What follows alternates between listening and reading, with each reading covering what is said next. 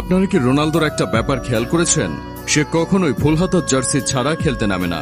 কেন সে সবসময় ফুল হাতা জার্সি পরে, তার পেছনে রয়েছে একটা ইতিহাস। একজন ফুটবলার জার্সি, বুট, গার্ড ইত্যাদি বিভিন্ন সরঞ্জাম পরে খেলতে নামে। কখনো কারো বুট হয়ে যায় ট্রেডমার্ক, আবার কখনো কারো জার্সি নাম্বার। আপনি জানলে অবাক হবেন, রোনালদো তার পুরো ক্যারিয়ারের অধিকাংশ সময় জুড়ে খেলেছেন ফুল স্লিভ জার্সি পরে। শীতে স্বাভাবিক হলেও গ্রীষ্মকালীন সময়েও ফুল স্লিভ পরে খেলে আসছেন পর্তুগিজ তারকা ফুটবলার। এর পেছনের কারণ অনুসন্ধানে কিছু চাঞ্চল্যকর তথ্য সামনে এনেছে ব্রিটেনের জনপ্রিয় দৈনিক the sun. Manchester United, Real Madrid এবং পর্তুগালের রোনালদো যে জার্সিতেই খেলতে নামুন না কেন, সাধারণত ফুল স্লিভ জার্সিতেই দেখা যায় তাকে। অন্ধবিশ্বাস, ফ্যাশন স্টেটমেন্ট নাকি হাত ঢাকা জার্সিতে স্বাচ্ছন্দ্য?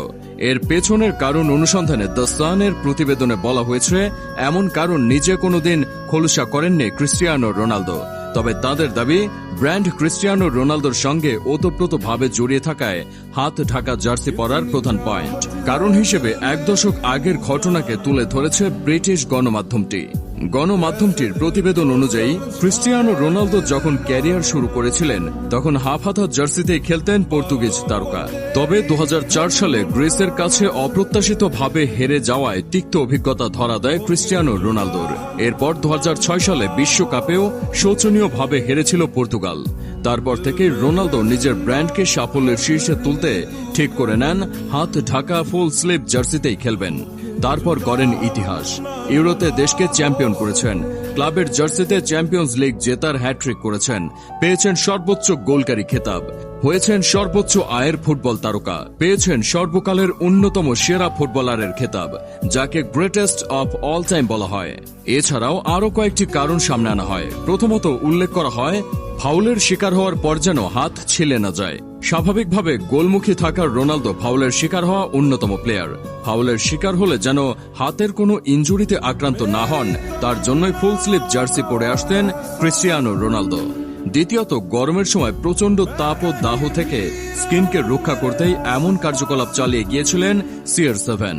ক্যারিয়ারের সূচনা লগ্নে স্পোর্টিং সিপি থেকে Manchester United, Real Madrid, Juventus কিংবা আল নাসের, যখন যে ক্লাবে খেলেছেন ম্যাক্সিমাম সময় খেলেছেন ফুল স্লিভ জার্সি পরে।